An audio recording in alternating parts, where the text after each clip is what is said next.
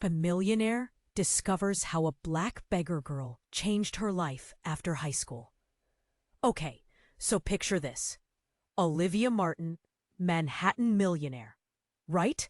Known for being as sharp as a tack and dressing like she walked straight out of Vogue. But back in the day, family treated her like dirt. Thought she wasn't good enough. Then, bam, Helen's wedding at Oakwood Country Club. All fancy and Connecticut waspy. Olivia shows up in a Vera Wang dress that probably cost more than my apartment.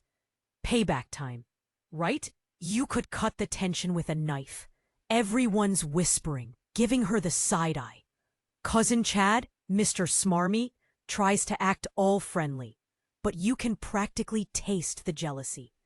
Olivia's about to corner her. Mom, Eleanor, the queen bee who basically exiled her, when bam, this little girl appears, maybe 10 years old, tops, clothes all ripped and dirty, reaches out a hand, asking for change.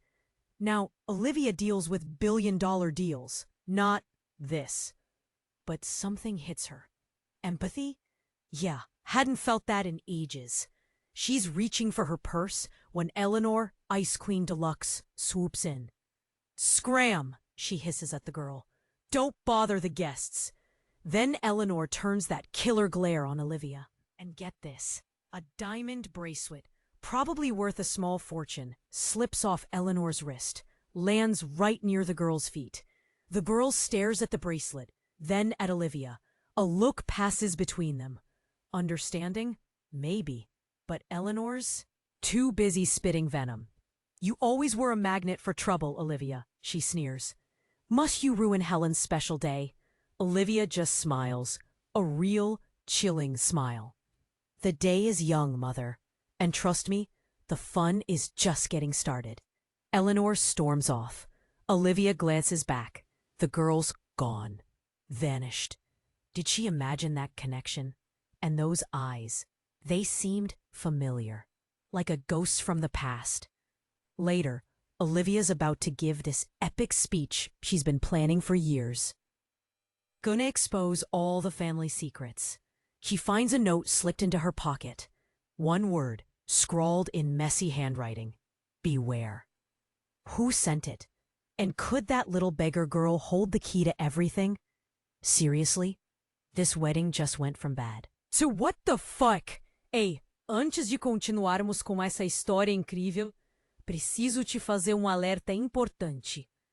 Muitos inscritos têm relatado que o YouTube removeu suas inscrições sem aviso. Dá só uma conferida rápida no botão vermelho aí embaixo para garantir que você ainda está inscrito no canal. Não quero que você perca nenhum conteúdo exclusivo que vem por aí. E já que você tá aí, deixa aquele like poderoso que me ajuda muito com o algoritmo. Ah, e me conta nos comentários de qual cidade você está assistindo. Adoro conhecer cada pessoa incrível que faz parte dessa comunidade. Sua participação faz toda a diferença. Vamos interagir. Later, Olivia's about to give this epic speech she's been planning for years. Gonna expose all the family secrets. She finds a note slipped into her pocket. One word, scrawled in messy handwriting. Beware. Who sent it? And could that little beggar girl hold the key to everything? Seriously, this wedding just went from bad to what the fuck? Olivia crumpled the note. Beware? Seriously? Like she needed a warning label on her life. She smoothed out her Vera Wang, took a deep breath, and headed towards the makeshift stage.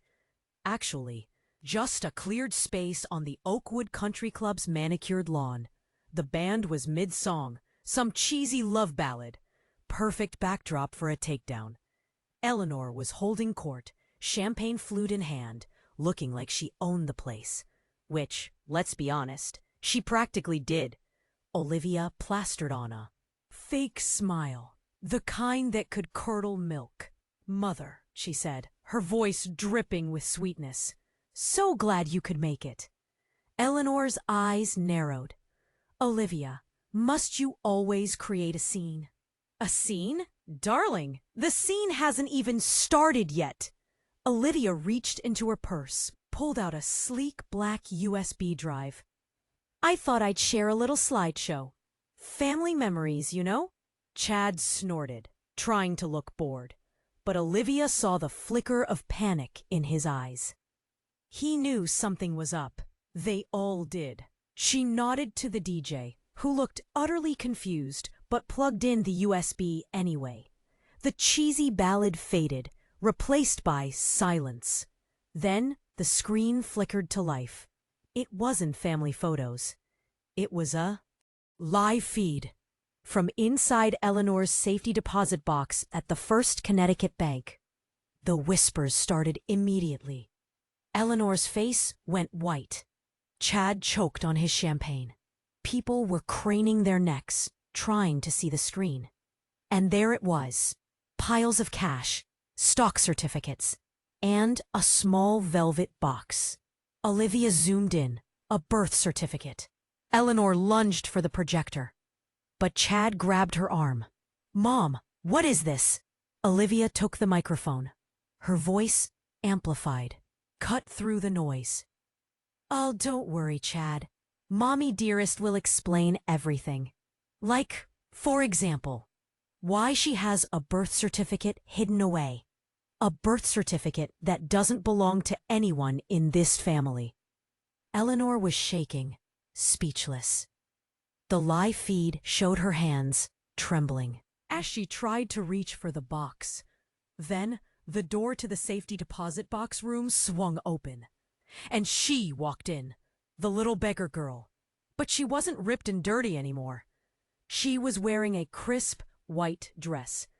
Her hair was neatly braided, and in her hand she held a gun. The entire wedding gasped. It was like a movie freeze frame. Even the crickets seemed to shut up. The girl pointed the gun at Eleanor. "Hello, grandmother," she said, her voice clear and cold. "It's time we had a little chat." "Grandmother?" Olivia stared at the girl, then at Eleanor.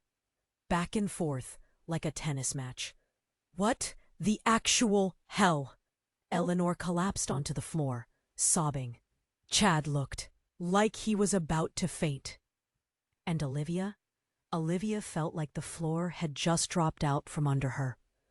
The girl turned, looked directly at Olivia.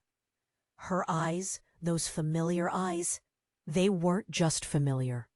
They were identical. "Aunt Olivia," she said, a ghost of a smile playing on her lips. "Fancy meeting you here." Then everything went black. The live feed cut out. The lights flickered. Screams erupted. Olivia stumbled back, her mind reeling. Aunt? Grandmother? What in God's name was going on? Was this some kind of twisted joke? A nightmare? Suddenly, a hand grabbed her arm. It was Helen, the bride, her face streaked with tears. "Olivia," she whispered, her voice trembling. "You have to get out of here, now. They know." "Know what?" Before Olivia could ask, two men in dark suits appeared, flanking Helen. They looked like Secret Service, but meaner, more predatory.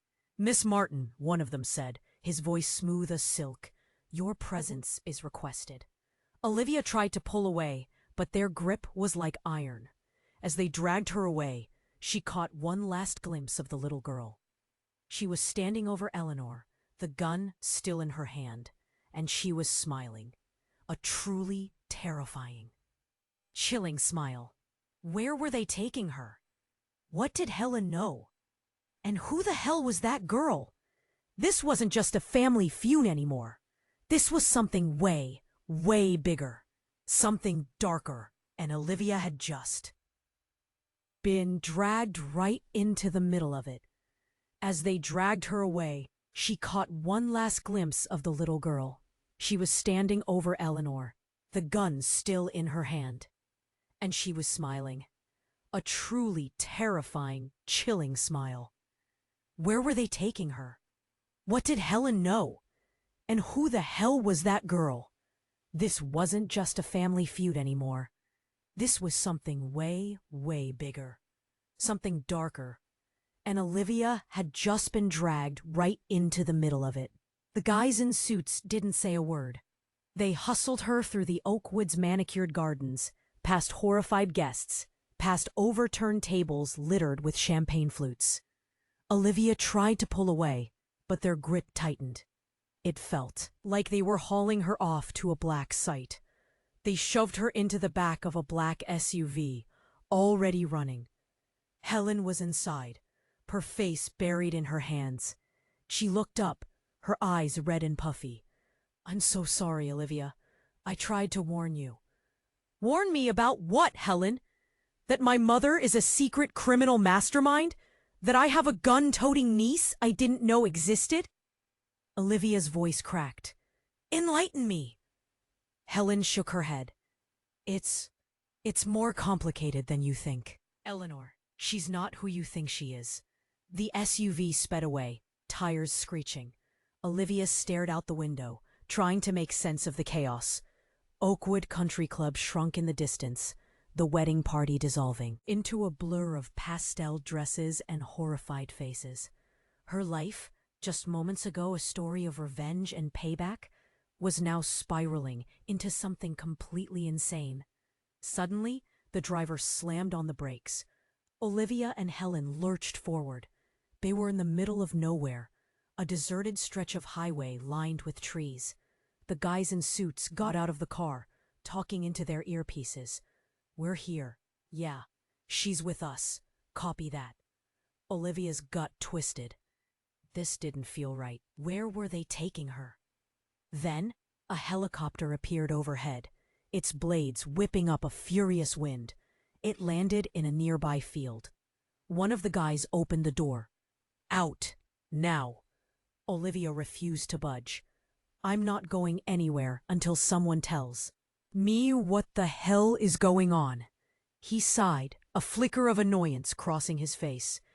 "Miss Martin, this isn't a negotiation. Get in the helicopter." Helen reached out, grabbing Olivia's hand.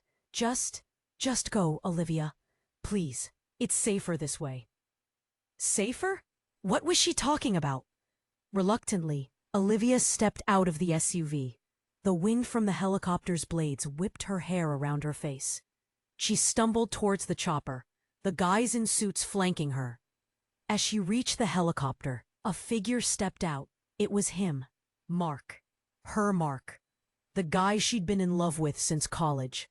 The guy who had disappeared without a trace 10 years ago, leaving her heartbroken and confused.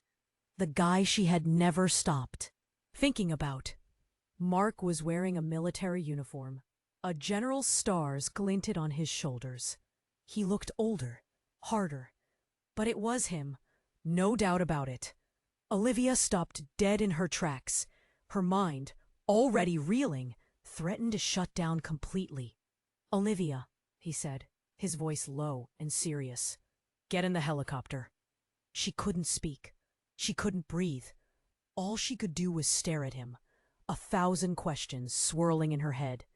"Mark, what is this?" He took a step closer, his eyes filled with a mix of regret and determination.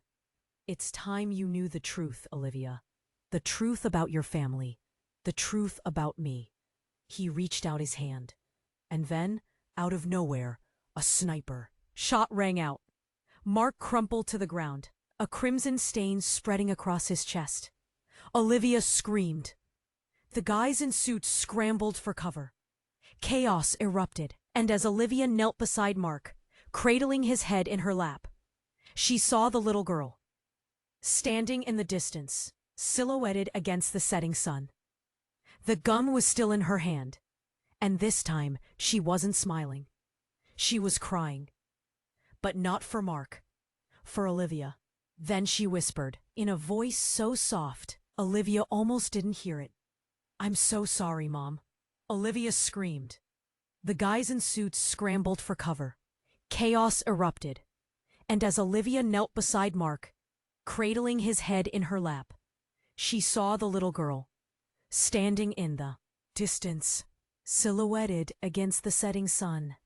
The gun was still in her hand, and this time she wasn't smiling. She was crying, but not for Mark, for Olivia. Then she whispered, in a voice so soft Olivia almost didn't hear it, "I'm so sorry, Mom." Mom? The world tilted. Everything Olivia thought she knew shattered. The little girl, the gun, the chaos. It all clicked into place with a sickening thud. She looked down at Mark, his eyes already glazing over. He was gone. And this girl, this assassin, was her daughter? She barely registered the sound of the helicopter taking off, the guys in suits yelling into their earpieces. All she could see was that little girl, her face contorted with grief. Olivia pushed Mark's body away, stumbling to her feet. She had to get to her, had to understand.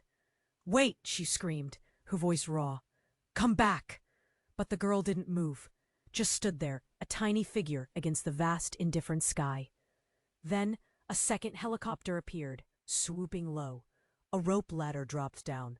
The girl hesitated for a moment, then turned and began to climb. Olivia ran towards her, adrenaline pumping. She wasn't going to let her get away, not without answers, not without understanding what the hell was happening. She reached the ladder just as the girl pulled herself into the helicopter. Olivia grabbed the bottom rung, her fingers clutching desperately. The helicopter lurched upwards, pulling her off the ground. The wind roared in her ears. The world spun below. She looked up, saw the girl staring down at her, her eyes filled with a desperate plea. "Let go, Mom! It's not safe!" "Tell me why!" Olivia screamed, her arms burning. "Tell me what's going on!" The girl shook her head, tears streaming down her face. "There's no time! Just let go!" But Olivia couldn't. She wouldn't. This was her daughter. She'd just found her, and she wasn't about to lose her again. Suddenly, a figure appeared in the doorway of the helicopter. It was Eleanor, her mother. She looked down at Olivia, her face a mask of cold fury. "You always were a nuisance, Olivia," she said, her voice cutting through the wind. "I should have gotten rid of you years ago." And then she kicked. Olivia's grip slipped. The wind ripped through her. She plummeted downwards, the ground rushing up to meet her. But as she fell, she saw something that stopped her heart cold. Eleanor wasn't just looking at her. She was looking at the girl, and she was smiling. A twisted, triumphant smile. The girl saw it too. Her eyes widened in horror. And then she screamed. "Grandmother, no!" A shot rang out, not from below, from inside the helicopter. Eleanor slumped forward, collapsing onto the floor. The helicopter veered wildly, then plunged towards the ground. Olivia hit the ground with bone-jarring force. Everything went black. When she woke up, she was in a hospital bed. Her body ached, her head throbbed, but she was alive. A nurse rushed to her side. "You're awake! Thank God! You've been unconscious for 2 days." "The helicopter," Olivia croaked. "The girl, my mother." The nurse's face clouded over. "There were no survivors, I'm afraid. The helicopter crashed shortly after your fall. Everyone on board is gone." Gone. Eleanor, her mother, the woman who had always hated her, gone. And the little girl, her daughter, gone too. Olivia stared at the ceiling, tears streaming down her face. Everything she had done, everything she had planned, it had all led to this, to death, to destruction, to losing the one thing she never knew she had. But then a thought struck her, a chilling, horrifying thought. If everyone on board was dead, then who fired the shot? If everyone on board was dead, then who fired the shot? The nurse patted my hand, a pitying look in her eyes. "Try to rest, dear. You've been through so much." but rest was the last thing on my mind. My head was a whirlwind of images. Eleanor's cold smile, the little girl's tear-streaked face, the gun, Mark collapsing. Who pulled that trigger? I ripped the IV from my arm, ignoring the nurse's protests. I had to get out of here, had to find answers. I stumbled out of the hospital into the harsh sunlight, my Vera Wang dress still stained, with dirt and blood, felt like a shroud. Where to even begin? Everyone I knew was either dead or a secret assassin. Then my phone buzzed, an unknown number. I hesitated, then answered. Olivia Martin? A voice rasped. It was a man, his voice distorted. Who is this? I know who killed Eleanor. My breath caught in my throat. Who? Tell me! Meet me, alone. Pier 54, midnight. Come alone, or you won't like what happens. The line went dead. Pier 54, midnight. This had to be a trap. Right? But what choice did I have? I had to know. Midnight. The pier was deserted. The only light coming from the moon, reflecting on the water. The air was thick with the smell of salt and decay. I felt a chill crawl down my spine. Hello? I called out, my voice trembling. A figure emerged from the shadows.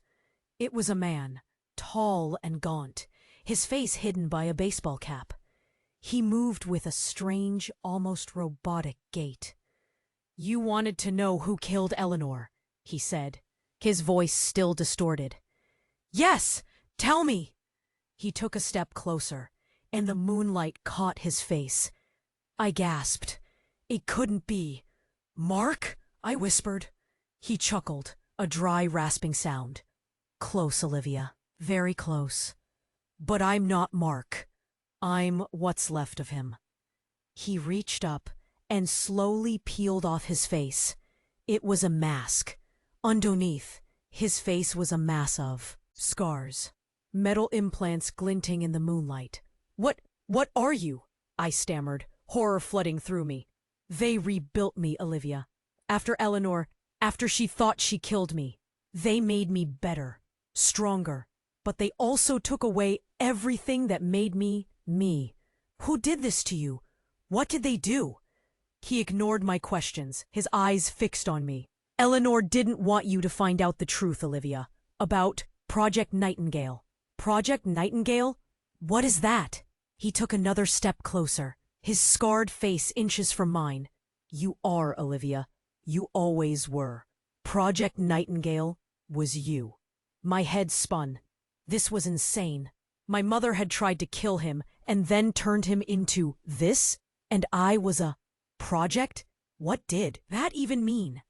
He raised his hand, and for a moment I thought he was going to hit me. But then he touched my cheek, his metal fingers cold against my skin. You're not safe, Olivia. They'll come for you. They can't let you find out the truth. Who? Who is they? He opened his mouth to answer, but then he froze, his eyes widening in horror. A red dot appeared on his forehead. Run, Olivia, run! He managed to choke out before collapsing to the ground. A single gunshot echoed across the pier. I screamed, my heart pounding in my chest. I didn't know what was happening, but I knew one thing. I was in serious danger. I turned and ran, as fast as I could, away from the pier, away from the body, away from everything. As I ran, I glanced back. Standing at the edge of the pier, silhouetted against the moonlight, was the little girl, my daughter. But she wasn't holding a gun. She was holding a violin, and she was playing a haunting, mournful melody that seemed to echo the pain in my soul. As I stared, something very unexpected happened. She began to float upwards, as if some unseen force was lifting her into the night sky.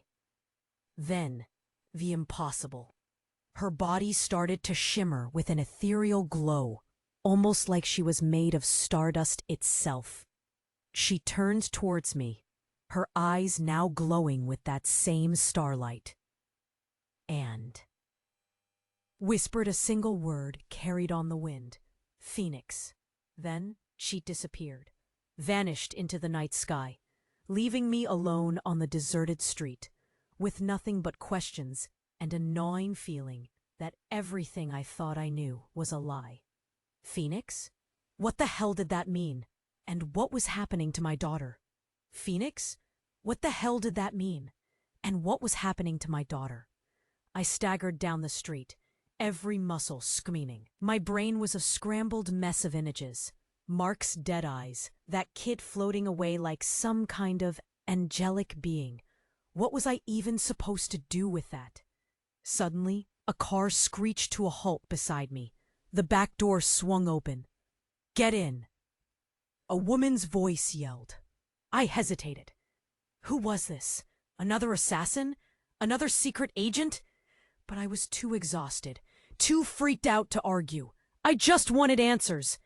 I clambered into the car. The woman behind the wheel looked familiar, but I couldn't quite place her. "Who are you?" I asked, my voice hoarse. She didn't answer, just slammed the pedal to the metal and sped off into the night. We drove in silence for what felt like hours, the city lights blurring past. Finally, we pulled up to a nondescript building in Brooklyn. "Come on," she said, her voice curt. I followed her inside. The building was empty, dusty, like it hadn't been used in years. We went up a creaky staircase to a single room on the top floor. She opened the door, and I gasped. The room was filled with screens, monitors, laptops, tablets, all displaying images of me. Me at the wedding, me at the hospital, me running down the street. I felt a wave of nausea wash over me. "What is this? Who are you?" I demanded, my voice trembling. She finally turned to face me, and then I recognized her. It was Helen, the bride, but she looked different, harder, more in control. "Hello, Olivia," she said, a strange smile playing on her lips. "Welcome to the real world." "What are you talking about? What is this place?" "This is where we watch, where we plan, where we manage things." "Manage what?" She sighed, as if she was dealing with a particularly dense child. "Everything, Olivia. Everything you think you know about your life, about your family. It's all been carefully orchestrated, managed." I stared at her, my mind reeling. Orchestrated? By who? By us. By the Circle. The Circle? What's that? She laughed. "You really don't know anything, do you? The Circle is, well, we're the ones who pull the strings. We're the ones who decide who lives, who dies, who gets to be happy." "You're insane!" I shouted. "You're all insane!" "Maybe," she said, shrugging, "but we're the ones in charge. And now you're one of us." "What? No, I would never!" "Oh, but you will, Olivia. You have no choice, you see? You're special. You have a unique genetic code. You're the key to everything." She walked over to one of the screens and tapped a few keys. An image of me appeared, but it was different. It was like looking at myself through a distorted mirror. "Project Nightingale," she said, her voice hushed. "Your mother dedicated her life to it, to you." "But she tried to kill me." Helen shook her head. "That's what she wanted you to think. It was all part of the plan. To test you. To prepare you." "Prepare me for what?" And then she said something that made my blood run cold. "For the ascension, Olivia. The time is almost here. And you're going to lead us." "Ascension? Lead who? What?" The hell was she talking about? But before I could ask, the door to the room burst open, And standing there, silhouetted against the light, was my daughter. Only it wasn't my daughter. It was me. A younger version of me. The me from 20 years ago. Before the money, before the secrets, before everything went to hell. I stared at her, my mouth agape. It was like looking into a time warp. "Mom?" the younger me said, her voice hesitant. "What's going on?" Helen smiled, a slow, predatory smile. "Ah, Olivia," she said, "I see you finally met your replacement." "Replacement? What the actual—" And then everything went black. And then everything went black. I woke up, strapped to a chair. My head throbbed. The room was small, windowless, lit by a single bare bulb. Helen was there, pacing back and forth. The younger me, my replacement, stood in a corner, looking terrified. "Welcome back, Olivia," Helen said, her voice dripping with sarcasm. "I trust you had a pleasant nap." "Where am I? What do you want?" "What we want is simple. Your cooperation. The ascension is almost upon us, and we need you, or rather, your genetics." She gestured to the younger me. "This is Olivia Prime, untainted, pure, the perfect vessel." "Vessel for what?" Helen smiled. "For the future, darling. For a new world order." This was insane. Totally, completely insane. I had to get out of here. I struggled against the restraints, but they were too tight. "You're crazy, Helen. You're all crazy." "Crazy? Maybe, but we're the ones who hold the power, Olivia. And you're just a pawn in our game." She walked over to the younger me and stroked her hair. "Don't worry, Olivia Prime. Everything is going to be all right. You're going to save us all." The younger me looked at me, her eyes filled with fear and confusion. "Mom, what's happening?" "Don't listen to her," I yelled. "She's lying to you. She's using you." Helen sighed. "Enough. Prepare her." Two figures in white coats entered the room. They approached the younger me, carrying syringes. "No, get away from her!" I screamed. But it was too late. They grabbed the younger me and injected her with something. Her eyes rolled back in her head, and she went limp. "What did you do to her?" I roared. Helen smiled. "We've simply activated her. She's ready now. Ready for the ascension." Suddenly, the lights flickered. A siren wailed in the distance. "What's that?" Helen asked, her voice laced with panic. One of the figures in white coats rushed to a monitor. "We're under attack. Someone's breached the perimeter." "Impossible," Helen hissed. "The security is impenetrable." "They're here! They're inside!" Gunshots echoed through the building. The figures in white coats scrambled for cover. Helen grabbed a gun from her waistband. "Stay here!" she barked at me, and then she ran out of the room. I strained against the restraints, desperate to get free. My daughter, the little girl, was out there somewhere, and she was in danger. The door to the room burst open again, and standing there was Mark. But it wasn't the Mark from the pier. It wasn't the scarred cyborg Mark. It was the Mark from 20 years ago. The Mark I had loved. The Mark who had disappeared. He looked at me, his eyes filled with a mixture of love and regret. "Olivia," he said, his voice soft. "I'm so sorry." "Mark, what's going on? How are you?" He didn't answer. He just walked over to me and started to untie the restraints. "We have to get out of here," he said. "It's not safe." As he freed my hands, I saw something that made my blood run cold.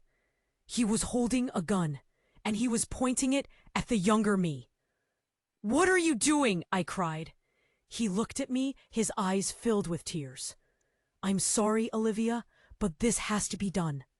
"No, don't!" He pulled the trigger. But instead of shooting the younger me, he shot himself.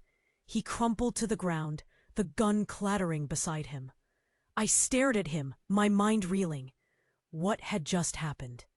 Why had he done that? Suddenly, a voice echoed through the room.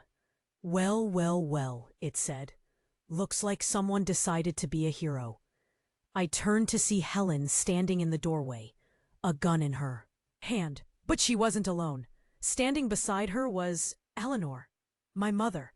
But she wasn't the cold, calculating Eleanor I knew. She was younger, stronger, more alive. And she was holding the younger me. "Hello, Olivia," Eleanor said, a chilling smile spreading across her face. "Long time no see." But it wasn't the words that stopped me. It was what I saw next. Standing behind Eleanor was my daughter. But my daughter was holding another one. A clone, a mirror image of herself, but blank, lifeless. Then Eleanor's words rang out, sending a shiver down my spine. "Olivia, meet your sister and daughter. She's been waiting for you." The younger Olivia in her grasp was a duplicate of my features, holding an exact replica of my daughter, each like a set of nesting dolls, opening to reveal another version of a nightmare I couldn't wake from. I knew then, with a certainty that chilled me to the bone, that this wasn't about power or control or some twisted new world order. This was about family, a family twisted beyond recognition, a family that had been playing a game for generations, and I had been the pawn all along. And now, the final move was about to be made, with consequences I couldn't even begin to imagine. What happened next, I thought, staring into my mother's cold and calculating eyes, would not only change me, but redefine everything I thought possible about the world. "Now, what shall we do with you, dear sister?" Eleanor sneered. "What followed from that moment will change my life forever." I didn't realize it then, but these words were a sign. My reality was about to flip completely. "Hello, Olivia," Eleanor said, a chilling smile spreading across her face. Long time no see. But it wasn't the words that stopped me. It was what I saw next. Standing behind Eleanor was my daughter, but my daughter was holding another one, a clone, a mirror image of herself, but blank, lifeless. Then Eleanor's words rang out, sending a shiver down my spine. "Olivia, meet your sister and daughter.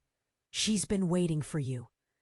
The younger Olivia, in her grasp, was a duplicate of my features, holding an exact replica of my daughter, each like a set of nesting dolls, opening to reveal another version of a nightmare I couldn't wake from. I knew then, with a certainty that chilled me to the bone, that this wasn't about power or control or some twisted new world order. This was about family. A family twisted beyond recognition. A family that had been playing a game for generations, and I had been the pawn all along. And now the final move was about to be made, with consequences I couldn't even begin to imagine. What happened next, I thought, staring into my mother's cold and calculating eyes, would not only change me, but redefine everything I thought possible about the world. "Now, what shall we do with you, dear sister?" Eleanor sneered. "What followed from that moment will change my life forever." I didn't realize it then, but these words were a sign. My reality was about to flip completely. Eleanor snapped her fingers. "Take her."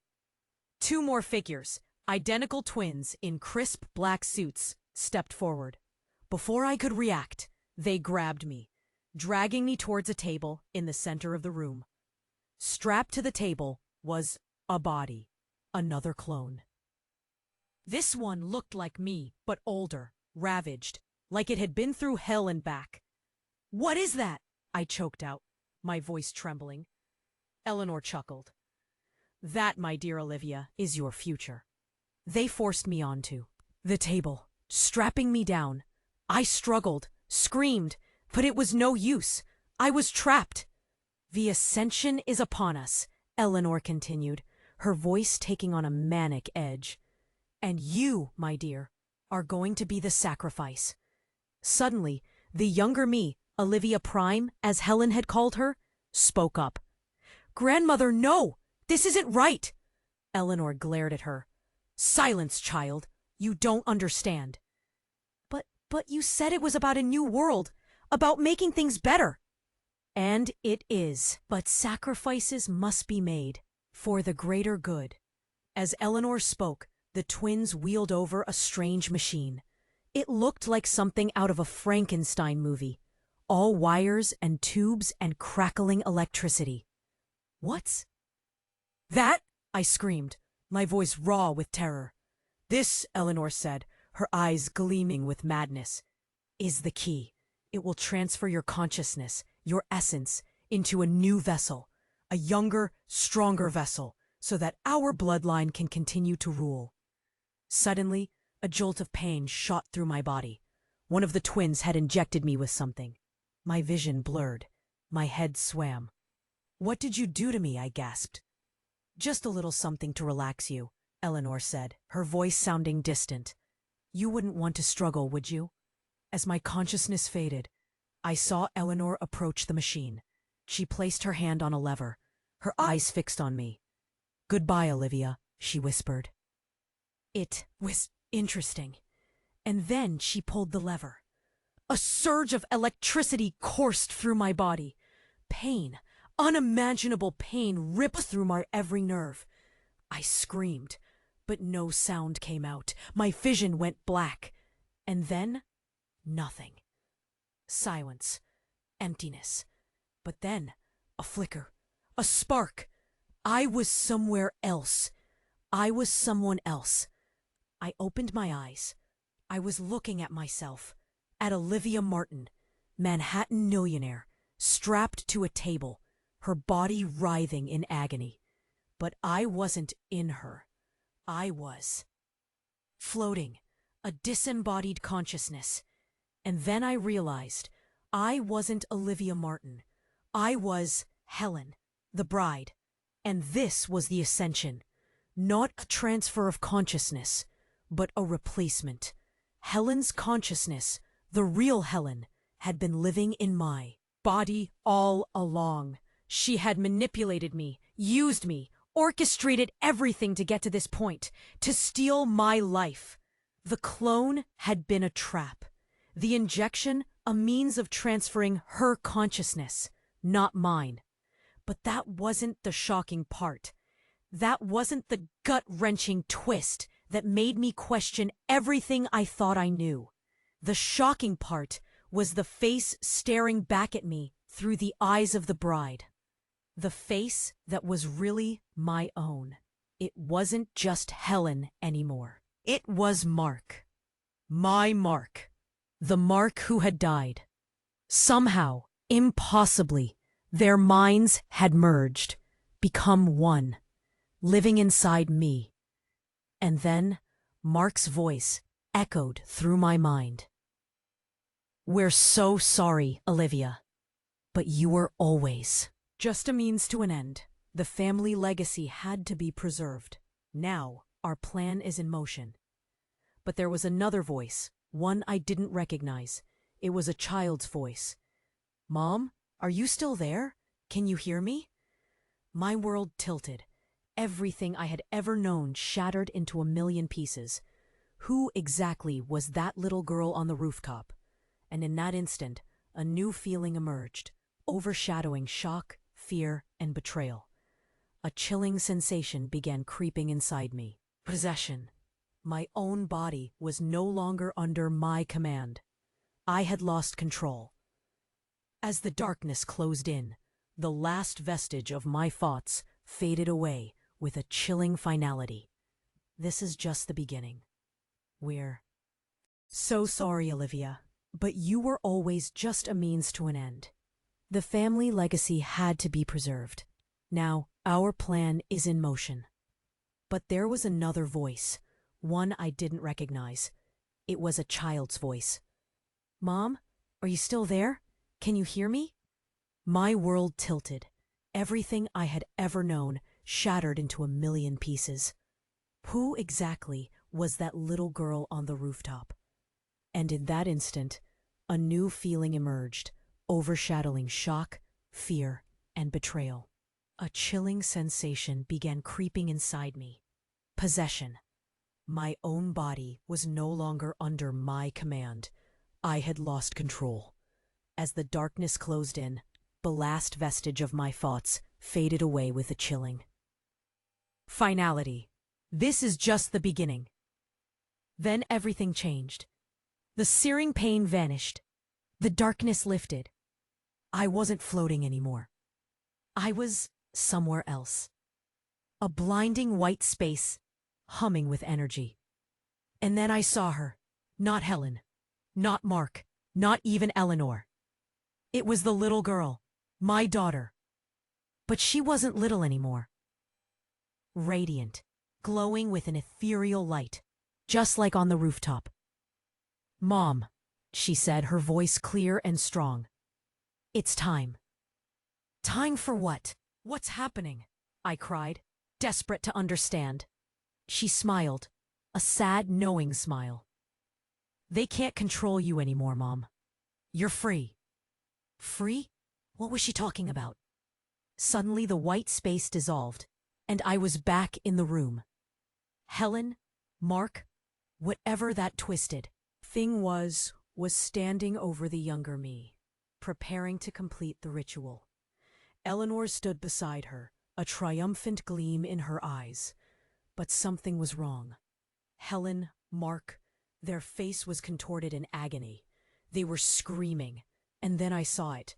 A shimmering energy field surrounding the younger me. A force field protecting her. The little girl did this. My daughter.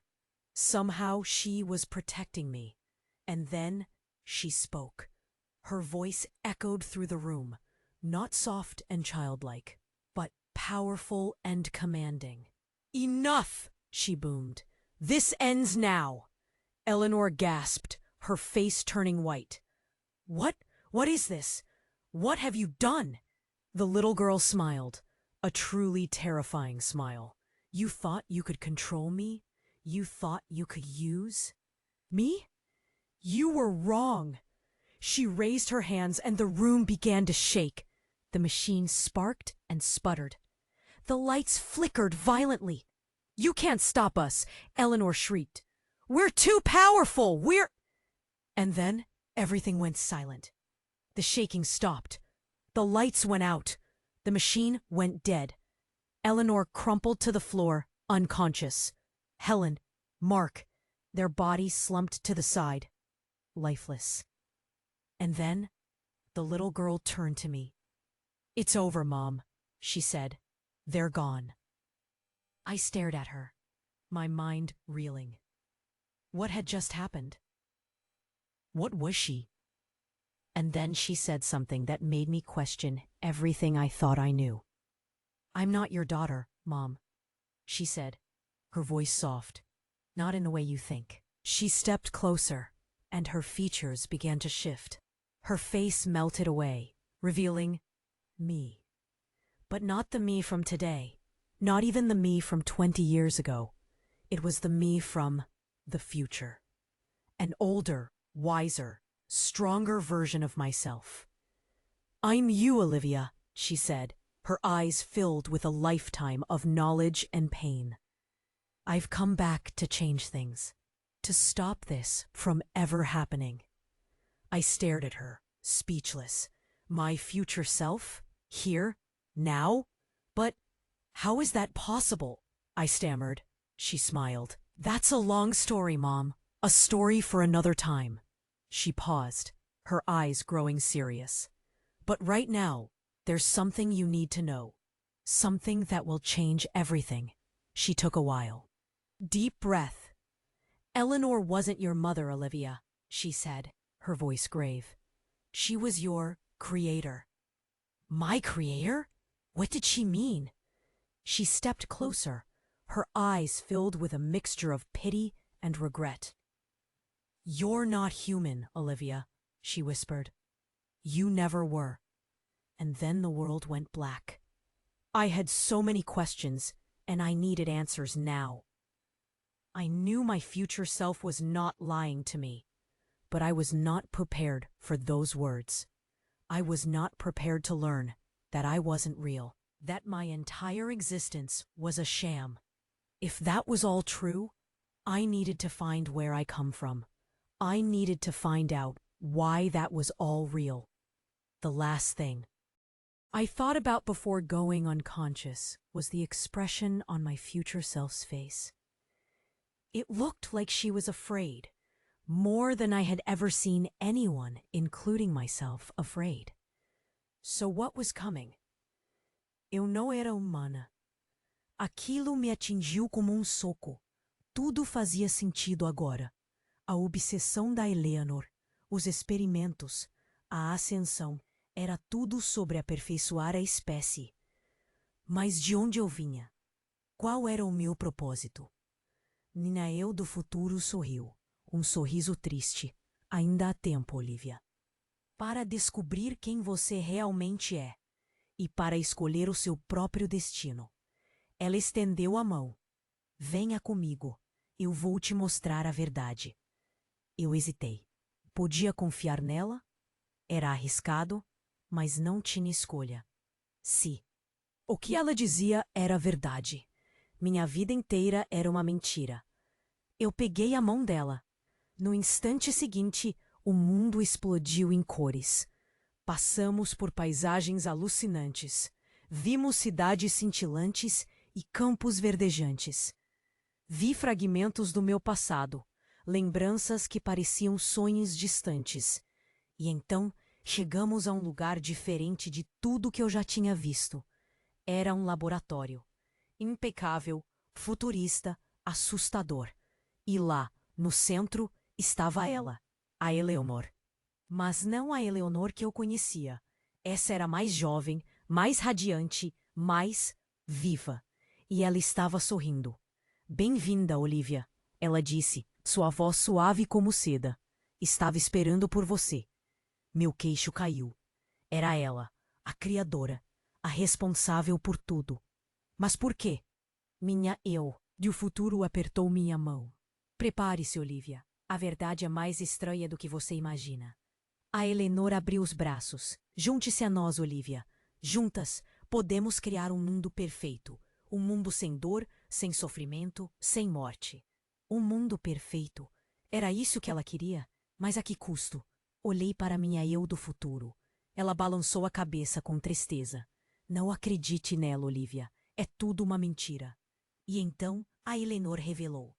Ela contou sobre os experimentos, sobre a busca pela imortalidade, sobre a criação de seres perfeitos para habitar um novo mundo, e sobre como eu era a sua obra-prima.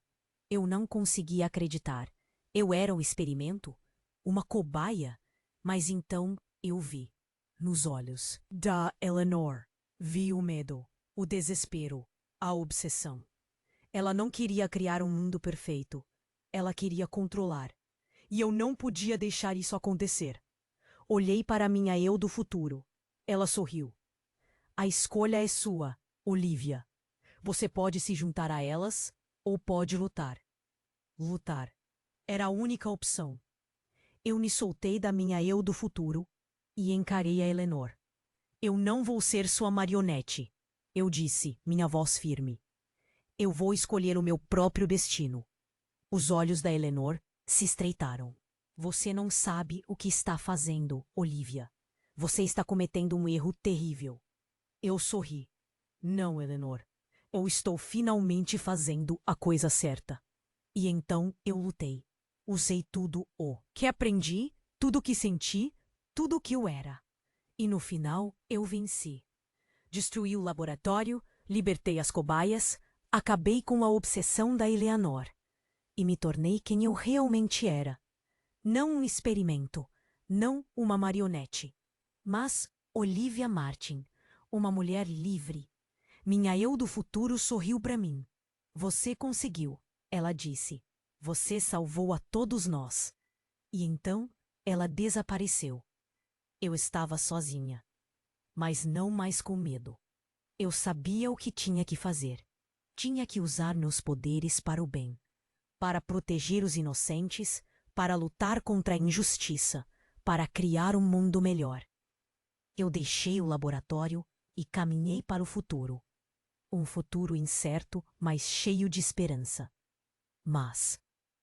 Espere, a história não acaba aqui. Quem era criança, afinal? Por que minha vida foi tão conturbada? E o que é esse negócio de ascensão?